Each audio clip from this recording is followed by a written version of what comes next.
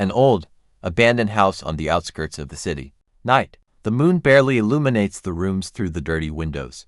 The air is cold, saturated with dampness and the smell of mold. Anna has always loved adventures.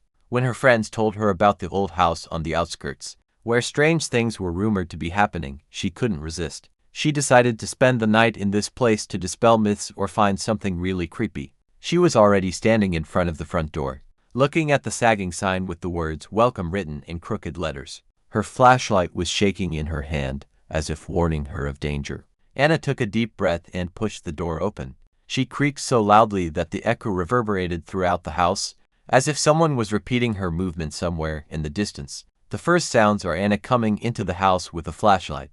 The floor creaks under her feet, dust covers every surface. The air is heavy, as if the house itself is watching her. The walls are decorated with faded wallpaper, peeling off in places and hanging in rags. Everything was quiet for the first half hour. Anna looked around the rooms, made notes in her notebook, and even began to think that the legends about the house were just fiction.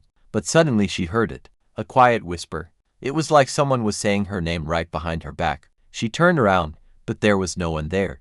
Only the shadows on the walls from the light of her lantern. The whisper was so low that she wasn't sure if she really heard it or if it was just her imagination. But he didn't disappear. It continued to sound, barely audible, but insistent. "Who's there?" she whispered, her voice trembling.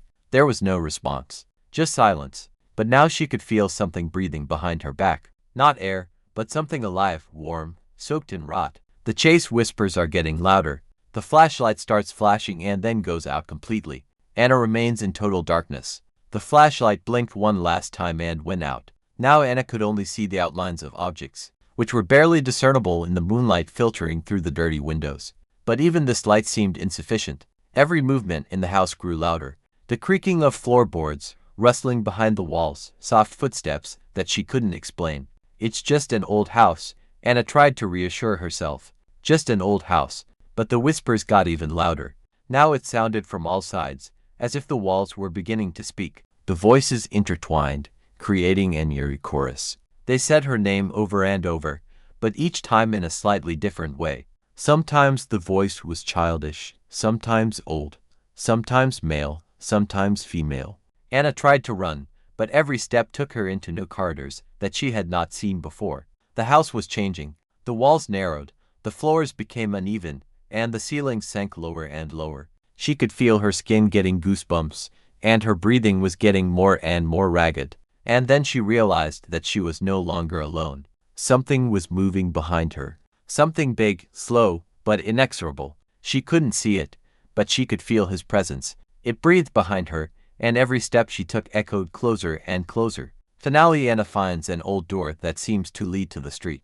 She grabs the handle, but notices that the skin of her hand has turned gray, and her fingers have lengthened. "No. What's going on? Stop it," she screamed, her voice breaking. The whispers became deafening.